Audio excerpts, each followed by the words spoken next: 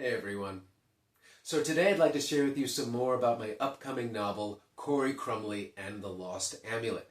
So in my story, Crumbly finds a Taino amulet in Coral Reef off the coast of Jamaica during a family reunion.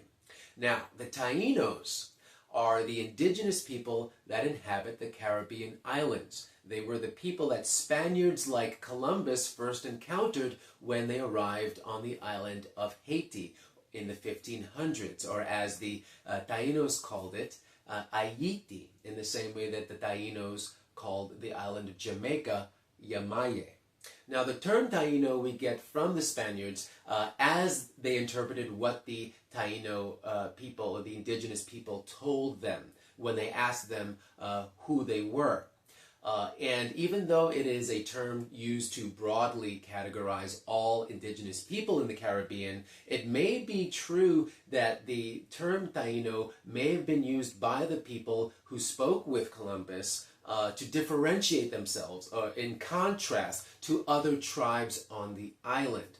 The term has come to be known to have the meaning of good or noble. As I said, though, it may be possible that those people may have been just referring to themselves in contrast to other tribes on the island. Although my story is fictional, it is inspired by real-world mythology, as I said, with the Taino people. They did create amulets, and they did make amulets for protection and other reasons, and usually those amulets were associated with spirits or gods associated with aspects of nature. And so that particular god or spirit would inhabit that amulet that would be worn. There's actually a character in my story that's actually inspired by a real person, a real Taino cacique or leader, and her name was Anacaona. And Anacaona was the last cacique or the last Taino leader on the island, I believe, of Haiti. Unfortunately for her, she was betrayed by the Spaniards, who she was trying to work with and live peacefully with as they were colonizing the island. And so her life ended tragically. There is plenty of information online about her, though, and I found her story, although tragic, very, very fascinating. So that inspired an actual character in my story.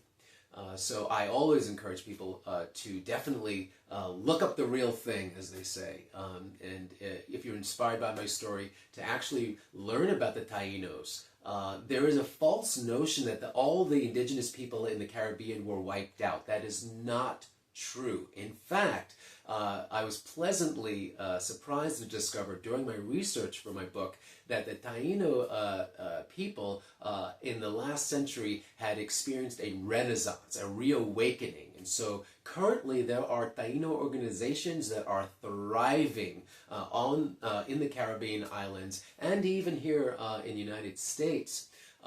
There are Taino elders who are passing down the traditions to the younger generations.